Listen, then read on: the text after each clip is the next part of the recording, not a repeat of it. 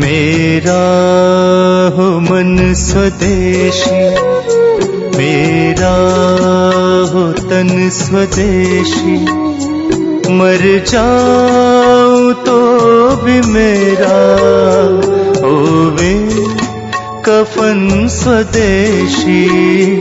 आगे चलें तो खान पान उनका, कफ के प्रभाव में जो भी बच्चे हैं उनके खान पान में भागवत जी कहते हैं दूध सबसे आवश्यक। दूध, बिना दूध के बच्चों का जीवन नहीं, दूध तो उनके लिए सबसे आवश्यक। दूसरी कोई चीज उनके लिए आवश्यक है वो है मक्खन, मक्खन लोनी कहते हैं, मक्खन कहते हैं लोनी। और फिर तीसरी चीज है घी, उसके बाद तेल, और उसके बाद जो भी आप साधारण चीजें खा रहे हैं।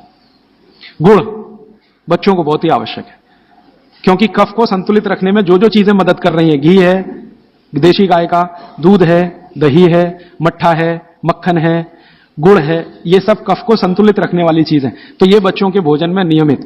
अब गुड़ जो है ना कई फॉर्म में खा सकते हैं बच्चे, सीधे गुड़ खा सकते हैं, गुड़ की पट्टी खा सकते हैं, चिक्की जिसको आप कहते हैं, तिल में हो तो बहुत अच्छा, मूंगफली में है तो भी चलेगा, नहीं तो चने में खा सकते हैं। तो बच्चों के डेली डाइट में ये चीजें रहनी चाहिए, गुड़ रहना चाहिए, तिल रहना चाहिए, मूंगफली रहनी चाहिए। ये सब चीजें जिनको आप महसूस करते हैं ना भारी हैं, ये कफ को संतुलित रखने में मदद करती है।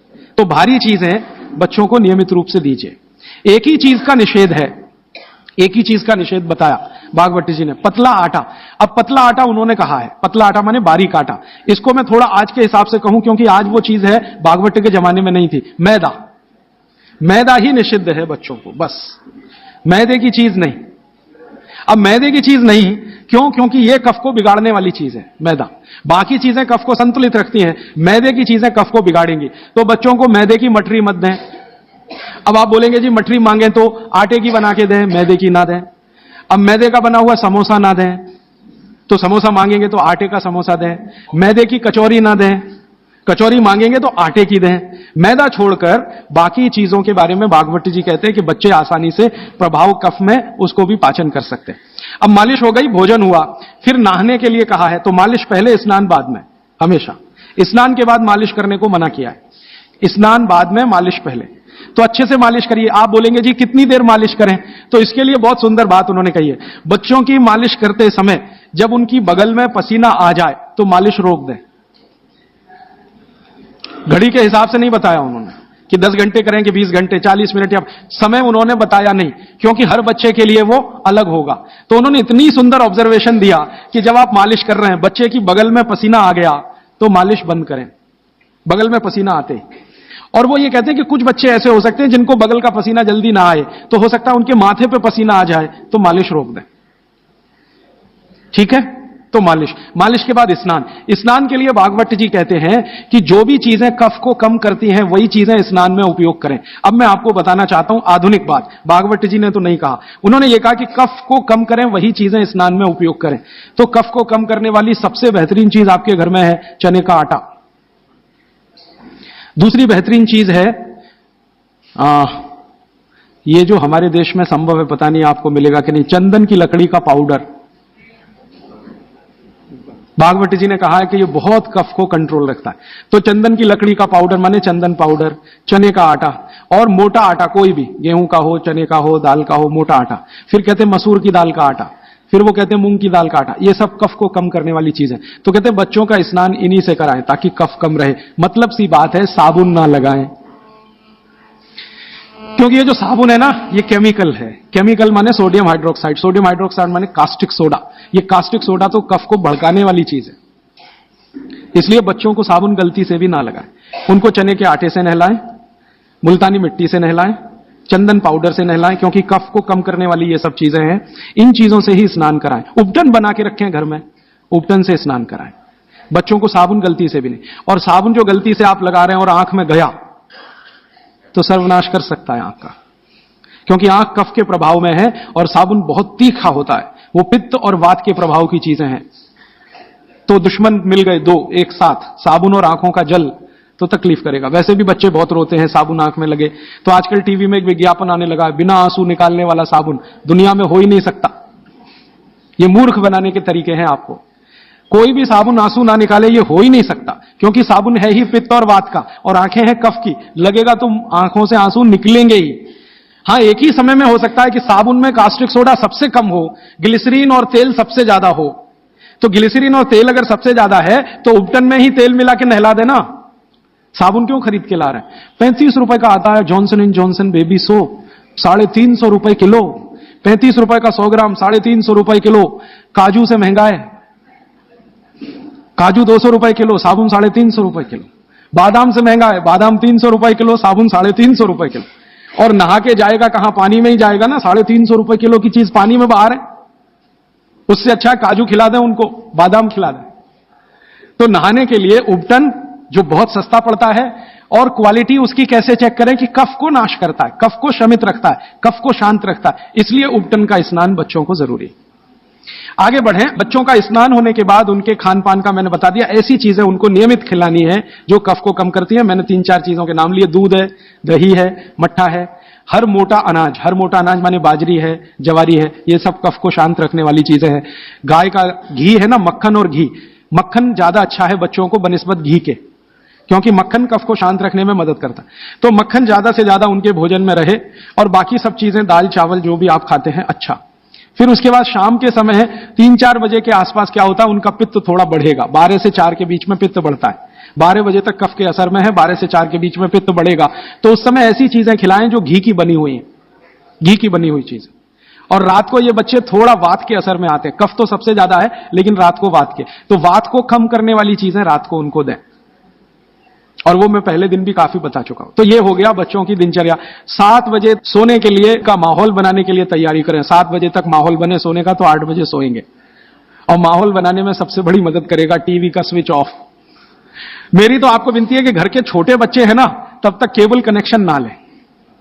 छोटे बच्चे जब थोड़े समझदार हो गए हैं तो चलो चलेगा, क्योंकि समझदार होने से मतलब उनको मालूम होना चाहिए कि कहां स्विच ऑफ करना है, तो उस समय थोड़ा चल जाएगा। लेकिन बच्चे जब तक छोटे हैं, साल भर के, 1.5 साल के, 2 साल के, 2.5 साल के, तब तक तो केबल कनेक्शन ऑफ रखें, या केबल कनेक्शन है तो टीवी ऑफ रखें, चले नहीं उनके सामने। नहीं तो वो चालू हो जाएंगे, पोगो देखेंगे, पोगो। हाँ, कार्टून फिल्म देखेंगे। क्यों देखेंगे? जान लीजिए, कफ के असर में जो बच्चा होता है, इसको समझाना चाहता हूं मैं। कफ के असर में जब बच्चा होता है तो उसकी कल्पनाशीलता सबसे ऊंची होगी। मैंने थोड़ी देर पहले कहा ना, ये कफ है जो सब में रहे तो व्यक्ति को बहुत कल्पनाशील बनाएगा। इतना कल्पनाशील और वैज्ञानिक बनाएगा, सोच नहीं सकते। बिगड़ेगा तो सबसे बड़ा अपराधी भी बनाएगा उसको। तो बच्चों की कल्पनाशीलता बहुत होती है, क्योंकि वो कफ के असर में है। इसलिए हर ऐसी चीज जो उन्हें सोचने में मदद करती है, उनको अच्छी लगती है। आपने एक कहानी सुनाई, बच्चे कहानी सुनते हैं ना बड़े मजे से। क्यों सुनते हैं? वो उनकी कल्पनाशीलता में मदद करती है कहानी। आपने कहा एक राजा था, अब इतना कहते ही उनका चालू हो गया दिमाग। आप आगे का वाक्य बोलेंगे, उसके पहले वो कल्पना कर लेंगे राजा कैसा है, सिंहासन पर बैठा है कि जमीन पर बैठा है, बगल में रानी है कि नहीं है, सामने वजीर है कि नहीं है, मंत्री है कि। ये तो आपके बोलने से पहले उनके दिमाग में घूम गई पूरी फिल्म। एक राजा था, फिर कहेंगे आगे बताओ, तो आप कहेंगे एक रानी थी, अब रानी के बारे में सब बातें उनके दिमाग में आ गई। फिर आप कहेंगे क्या हुआ, तो दोनों मर गए, खत्म कहानी। अब आप कहेंगे तो उनको बिल्कुल अच्छा नहीं लगेगा। हम लोग बच्चों को टालने के लिए कहते हैं, एक राजा था, एक रानी थी, दोनों मर गए, खत्म कहानी। उनको बिल्कुल अच्छा नहीं लगेगा, क्योंकि जिस समय कल्पना उनकी चलना शुरू हुई, आपने कहानी खत्म कर दी। अब आप टालना चाहते हैं उनको, और वो कल्पना करना चाहते हैं उस समय। तो आप कहानी को जितना लंबा खींचें उतना अच्छा। मेरा कहना यह है आपको, कहानी को लंबा खींचते जाएं, भले एकता कपूर के सीरियल की तरह से खींचें उसको। इतनी इलास्टिसिटी है एकता कपूर के सीरियल में कि सालों साल हो गए, खत्म ही नहीं होते। सास भी मर गई, बहू भी मर गई, एक जनरेशन चली गई, दूसरी आ गई, सीरियल खत्म। ये बच्चों को चाहिए, आप उनकी कल्पनाशीलता को बढ़ाने में मदद करें। माने कहानी जो वो सुन रहे हैं उसको छोटी ना करें, सुनते सुनते सो जाएं तो बहुत अच्छा। और मेरी आपको विनती है कि चुन चुनकर कहानियां सुनाएं उनको। अब आज के जमाने में कैसे बच्चे आपको चाहिए, जैसे चाहिए वैसी कहानी सुनाइए। भगवान महावीर जैसे बच्चे चाहिए तो सुनाइए उनकी कहानी, रोज सुनाइए, सुनेंगे, बड़े प्रेम से सुनेंगे, लेकिन कल्पनाशीलता के साथ। आप अगर उनको चाहते हैं कि राणा प्रताप जैसे हों तो सुनाइए उनकी कहानी, लक्ष्मीबाई जैसे हों तो सुनाइए उनकी कहानी, क्योंकि बच्चों की कल्पनाशीलता आपसे ज्यादा बड़ी है, ये जान लीजिए। ये अलग बात है कि उनके पास शब्दों का भंडार कम है, शब्दकोश कम है, लेकिन सोचने में वो आपसे आगे हैं। तो शब्द आप दे दीजिए, कल्पनाशीलता उनके पास है, बैठकर वो अपना चित्र बना ही लेंगे। और जिन बच्चों को जितनी लंबी कहानियां आप सुनाएंगे वो उतने ही क्रिएटिव होने वाले, उतने ही क्रिएटिव होंगे। अच्छा वैज्ञानिक बनाना है बच्चों को तो कल्पनाशीलता ऊंची चाहिए। तो अच्छे वैज्ञानिक बनाना है अगर किसी भी बच्चे को, तो कल्पनाशीलता ऊंची, तो कहानी उतनी लंबी। अच्छा मैथमेटिशियन बनाना है, कल्पना शक्ति अच्छी चाहिए, तो कहानी लंबी, माने लंबी कहानियां सुनाने की आप अपनी आदत डालें तो बच्चों में आएगी। वो कहानी सुनने में इतने मगन होते हैं, फिर उनको टीवी की जरूरत नहीं है, ना पोगो की जरूरत है, ना कार्टून नेटवर्क की, कुछ जरूरत नहीं। आप अगर सुना रहे हैं उनको कहानी जिसमें उनकी कल्पनाशीलता रम रही है, तो वो बहुत जरूरी है। और फिर मेरी एक छोटी सी आखिरी बात, क्योंकि दूसरी बात के लिए समय कम पड़ रहा है, कि जब बच्चे आपसे कोई सवाल करें तो जान लीजिए वो अपनी कल्पनाशीलता को बढ़ाना चाहते हैं, तब सवाल कर रहे हैं, तो उनके सवाल का जवाब ईमानदारी से दें। जैसे उन्होंने सवाल पूछा कि ये टमाटर का रंग लाल क्यों है, मान लीजिए सवाल पूछा टमाटर का रंग लाल क्यों, अब आपको मालूम नहीं है कि टमाटर का रंग सच में लाल क्यों है, तो आप उनको कुछ उल्टा सीधा मत कहें, भगवान ने कर दिया है, ऐसा हो गया है, वैसा हो गया है। आप उनको ईमानदारी से कहें, देख भाई बेटा या बेटी, मुझे अभी मालूम नहीं है कि टमाटर का रंग लाल क्यों होता है, मैं कल पता करके बता दूंगा या परसों पता करके बता दूंगा। बच्चे जब सवाल पूछ रहे हैं तो उनकी कल्पनाशीलता की पूर्ति के लिए पूछ रहे हैं, आप उनको कभी भी गलत जवाब तो दीजिए ही मत। वो कह रहे हैं जी ये चंद्रमा क्यों चमक रहा है सफेद सफेद, और तारे क्यों चमक रहे हैं, और सूरज लाल क्यों दिख रहा है या पीला क्यों दिख रहा है, या ये पत्ते हरे क्यों हैं, ये पीले हो जाते हैं तो ये हरे से पीले कैसे हो गए, ऐसे सवाल वो पूछेंगे। उनके उत्तर पूरी ईमानदारी से दीजिए। तो इसका माने आपको पढ़ना ही पड़ेगा, बिना पढ़े आप उत्तर दे नहीं सकते। और जो आपने कोशिश की उल्टा सीधा, तो थोड़े दिन में जब उनको सच्चाई पता चलेगी तो आपका आदर वो बिल्कुल नहीं करेंगे। उनके गुरुजी ने बता दिया कि ये पत्ता हरा इसलिए था और टमाटर लाल इसलिए हो गया और चंद्रमा इसलिए चमकता है, सूरज इसलिए पीला दिखाई देता है। जैसे ही उनको पता चलेगा तो आपकी इज्जत तो दो कौड़ी की हो गई उनके सामने। वो आपको कहेंगे जी आपने गलत बताया, मेरी टीचर ऐसा बोलती है। तो आपसे हटकर वो टीचर की तरफ चला गया, और टीचर की तरफ गया तो समझ लो बच्चा आपके हाथ से ही गया। जैसे जैसे उसका आकर्षण टीचर के प्रति बढ़ता जाएगा, वो आपके कंट्रोल के बिल्कुल, फिर टीचर जो कहेगी उसको पत्थर की लकीर मानेगा, आप जो कहोगे उस पर कभी भी भरोसा नहीं करेगा। इसलिए मैंने थोड़ी देर पहले कहा बच्चों को बड़ा करना दुनिया का सबसे मुश्किल काम है। तो आप बच्चों के साथ व्यवहार वैसा ही करें जैसा प्रकृति ने उनको स्वभाव दिया है। कफ का स्वभाव माने कल्पनाशीलता वाला स्वभाव, कफ का स्वभाव माने इमेजिनेशन, लिमिटलेस इमेजिनेशन, वो सीमा के पार जाके बात करते। आप देखते हैं ना दुनिया के सारे बच्चे परेशान है हैरी पॉटर पढ़ने के लिए, है ना, और आप और मैं सवाल करते हैं जी हैरी पॉटर में रखा क्या है, कुछ नहीं है, उसमें तिलिस्म है, जादुई तिलिस्म है, वो सच्चा नहीं है, लेकिन उनकी कल्पनाशीलता में उनको बहुत आनंद दे रहा है, इसलिए करोड़ों किताबें बिक रही हैं हैरी पॉटर। आप पसंद करें या ना करें, क्योंकि बच्चे कफ के असर में है, कल्पनाशीलता उस समय सबसे ज्यादा है, तो जादुई बातें, तिलिस्मी बातें, जादूगर की बातें, ये सब उनको अच्छी इसलिए लगती है कि कल्पनाशीलता बढ़ाने में ये सब मदद करती है। ये जासूसी उपन्यास जितने हैं ना बच्चे बहुत प्रेम से पढ़ते हैं, चाहे वो अमेरिका में हो या हिंदुस्तान में। बस अंतर है अमेरिका में अंग्रेजी में पढ़ेंगे, हिंदुस्तान में हिंदी में जरूर पढ़ेंगे। चंदा मामा एक पत्रिका आती है बच्चों की, चंदा मामा या नंदन, चुन चुन के ऐसी कहानियां हैं उसमें जो उनकी कल्पनाशीलता बढ़ाती हैं। तो वो लड़ेंगे आपसे, चंदा मामा चाहिए, नहीं तो ये किताब चाहिए, अमर चित्रकथा चाहिए, ये चाहिए, ये चाहिए। अब आपके ऊपर है कि आप उनकी कल्पनाशीलता कितनी बढ़ा सकते हैं। 14 साल तक विशेष ध्यान रखें बच्चों का, जब तक वो कफ के असर में। अब इसमें बाद में कुछ बातें आएंगी तो कल मैं जोड़ूंगा। अब मैं आ जाता हूं पित्त में। पित्त के प्रकृति के लोगों की दिनचर्या क्या? पित्त प्रकृति माने 14 साल से ऊपर और 60 साल के नीचे, इनकी दिनचर्या क्या? पित्त प्रकृति के लोगों को कफ का असर कम हो जाता है, पित्त थोड़ा बढ़ता है, वात उनके पास कम ही रहता है या बिल्कुल नहीं रहता। अब पित्त प्रकृति के लोगों को ज्यादा सोना जरूरी नहीं है, उनका पित्त है, कफ तो ऐसे ही शांत है, तो ज्यादा सोना जरूरी नहीं। माने पित्त प्रकृति के लोग अगर 8 घंटे सो रहे हैं, 7 घंटे सो रहे हैं तो भी चलेगा। न्यूनतम नींद कितनी होनी चाहिए? आप कहें पित्त प्रकृति के सब लोगों को जिनकी उम्र 14-15 साल से लेकर 60 साल है, इनकी कम से कम नींद 8 घंटे की रहे तो अच्छा है। लेकिन इससे भी कम रह सकती है क्या? 7 घंटे हो सकती है, लेकिन उसके लिए थोड़ा प्रयास करना पड़ेगा। 6 घंटे भी हो सकती है, 6 से कम नहीं और 8 से ज्यादा नहीं, ऐसे मान लीजिए। तो पित्त प्रकृति के लोगों को 6 घंटे से कम नहीं सोना, 8 घंटे से ज्यादा नहीं सोना। अब उसके हिसाब से दिनचर्या तय करिए। तो 8 बजे सो जाएं, मान लो आप भी ऐसे ही माने। भागवत जी कहते हैं सूर्यास्त के 2 घंटे बाद सो जाएं, बच्चे भी बड़े भी। तो 8 बजे आप सो जाएं, तो 8 से 8 4 बज गए ना, 4 बजे उठें। आपके लिए उठना बहुत जरूरी है। ब्रह्म मुहूर्त में पित्त प्रकृति के लोगों का उठना बहुत आवश्यक है। बच्चे ना उठें तो चलेगा, आपको तो उठना बहुत जरूरी है। क्यों? अगर आप 4 बजे उठते हैं तो अगला पूरा दिन आपका बहुत बेहतरीन और व्यवस्थित है, और 4 के बाद उठेंगे तो पूरा दिन डिस्टर्ब है। क्यों? क्योंकि जो जो करना है आपको वो 4 बजे से लेके ही शुरू होगा। 4 बजे उठे, आपने पानी पिया, जो मैंने पहले ही बता दिया, ऊषा पान जिसको कहते हैं। फिर शौच आदि के लिए आप गए, 10-15 मिनट मान लीजिए उसमें गया। फिर बाहर आप निकले, दंत धावन शब्द इस्तेमाल किया, दंत धावन करें माने दांत साफ करें। अब दांत साफ कैसे करें? पित्त प्रकृति के लोगों को हमेशा दांत ऐसी चीज से साफ करना जो कषाय हो, स्वाद में तिक्त हो। स्वाद में कषाय समझते हैं? कड़वा, जो स्वाद में कड़वा है और तिक्त है, ऐसी चीजों से आपको दांत साफ करना, क्योंकि प्रकृति आपकी पित्त की है। तो पित्त को कम करना, कंट्रोल करके रखना, यह कषाय और तिक्त स्वाद की चीजों से ही होगा। तो इसका मतलब यह है कि आप नीम का दातुन करें, जो कषाय भी है, तिक्त भी है। भागवत जी ने कॉलगेट के लिए मना किया है। कॉलगेट था ही नहीं तो लिखा भी नहीं है उन्होंने कहा कि आप नीम का दातुन करें। और नीम से भी अच्छा एक दातुन उन्होंने बताया, मदार। मदार समझते हैं? मदार का एक पेड़ होता है, वो कहते हैं नीम से भी अच्छा, क्योंकि वो और ज्यादा कषाय है और ज्यादा तिक्त। फिर एक है बबूल, फिर एक है अर्जुन। अर्जुन की छाल आपने पिया ना, अर्जुन की दातुन भी होती है।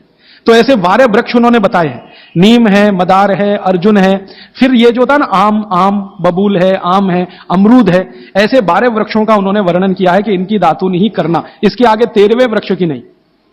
और वो डिटेल लिखा है किताब में, आप ले सकते। जब उन्होंने आगे लिखा है वो मैं अभी बता दूं, वो ये कहते हैं कि जीवन में जो ऋतु है, ऋतु गर्मी है, फिर सर्दी है, फिर बरसात है, 3 तो मुख्य ऋतुएं हैं, फिर इनकी उप ऋतुएं हैं, तो 6 हो जाती हैं, शरद है, शिशिर है, वसंत है। तो मोटा मोटा बता देता हूं, ज्यादा बारीक आपको याद नहीं रहेगा। वो ये कहते हैं कि जब गर्मी का सीजन है, गर्मी माने अप्रैल से शुरू कर लीजिए, उगादी से शुरू कर लीजिए, नहीं तो आप मकर संक्रांति से ही मान लीजिए। तो मकर संक्रांति से लेकर जब तक गर्मी है माने बारिश नहीं होती, तब तक नीम के दातुन की बात कही उन्होंने। तो इसमें चैत्र भी आएगा, वैशाख भी। अब आप पुरानी चीज जरा देखिए कि हमारे बचपन में हमारी दादी कहती थी कि देख चैत्र का महीना लग गया, नीम के पत्ते खा ले तो अगले 1 साल तक बीमार नहीं पड़ेगा। तो वो समय यही आता है जो बागभट्ट जी का कैलकुलेशन। क्यों? ये जो समय है इसमें पित्त को भड़कने से बचाने में सबसे बड़ी मदद ये करेगा नीम। तो नीम का दातुन, नहीं तो बबूल का दातुन, नहीं तो मदार का दातुन, लेकिन गर्मियों में सबसे अच्छा नीम है। दूसरा सबसे अच्छा बबूल है गर्मियों में, और सर्दियों के दिन में सबसे अच्छा दातुन है अमरूद। अमरूद के पेड़ का दातुन सर्दियों में सबसे अच्छा, अमरूद के पेड़ का। और अमरूद के जैसा ही एक और पेड़ होता है, जामुन का भी दातुन करने का नियम बताया है, लेकिन पता नहीं आप तोड़ पाएंगे कि नहीं, लेकिन अमरूद का आसानी से मिल जाएगा। और फिर ज्यादा बारिश के दिनों में जो वो बोलते हैं, तो आम का भी कर सकते हैं, अर्जुन का भी कर सकते हैं। और आप बोलेंगे जी पूरी जिंदगी अगर नीम का ही दातुन करें तो कर सकते हैं, 3 महीने लगातार करके थोड़े दिन छोड़ देना, फिर 3 महीने कर लेना। वो थोड़े दिन छोड़ने का नियम ध्यान रखना। तो फिर आप बोल रहे हैं थोड़े दिन छोड़ दिया तो क्या करें? उस दिन दंत मंजन कर लेना। दंत मंजन के लिए वो ये कहते हैं कि आप जिस एरिया में रह रहे हैं वहां का तेल, और जिस क्षेत्र में रह रहे हैं वहां जो उपलब्ध लवण माने नमक, और जिस क्षेत्र में रह रहे हैं वहां की उपलब्ध हल्दी, ये तीनों मिलाकर आप पाउडर बना के दांत पे घिस सकते हैं। ये बहुत अच्छा दंतमंजन उन्होंने माना। दूसरा दंतमंजन उन्होंने बताया है गाय के गोबर को सुखाकर जलाएं, उसकी जो राखी है उसमें थोड़ा कपूर मिला दें, थोड़ा सेंधा नमक मिला दें, बहुत अच्छा दंतमंजन। तीसरा वो कहते हैं कि जो त्रिफला चूर्ण मैंने बार बार आपको बोला, त्रिफला चूर्ण है तो इसको बारीक पीसें, दंतमंजन के लिए बारीक पीसना और खाने के लिए मोटा पीसना। तो बारीक त्रिफला चूर्ण, थोड़ा सेंधा नमक, बस मिला के दांत पे घिसें, तो ये दंतमंजन। ऐसे 8-10 तरह के दंतमंजन है, 12 किस्म की दातुन है। तो आप ये जरूर करें, माने टूथपेस्ट बंद करें।